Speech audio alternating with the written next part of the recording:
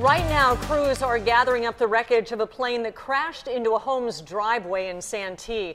Both people on board that plane died after it slammed into a quiet neighborhood today. We have had a team of reporters covering every angle of this story all day, including the plane's troubled history. We begin with 10 News reporter Preston Phillips live in Santee. Preston, the NTSB is only beginning its investigation out there. Right, Itika, and NTSB investigators have just finished investigating here on the ground, and about 10 minutes ago this plane was chopped into some bigger, larger pieces with an axe and loaded onto this flatbed, now headed to Phoenix, where NTSB investigators will give it a closer look. This fixed-wing, single-engine plane that crashed into the front yard of this East San Diego County home clipped the tile roof of a house and hit two vehicles before landing upside down.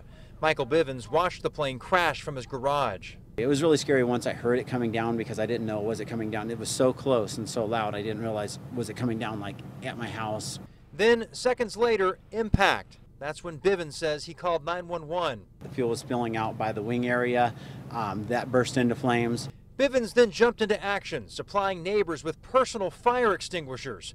The next 15 minutes would be spent running from his house to the plane and back, trying to put out the flames as quickly as possible. Then once the fire broke out, our main concern was like, we got to get this fire out. You know, we was concerned of, are these people going to burn in this plane? The pilot died on impact. His passenger, who was critically hurt in the crash, was rushed to the hospital where he died hours later.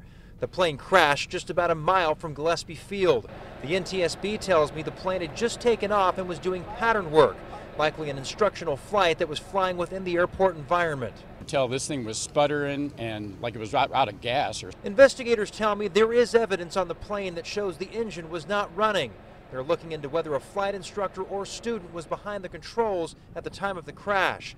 Investigators say whoever was in control of the plane was unable to get off a mayday call to the tower.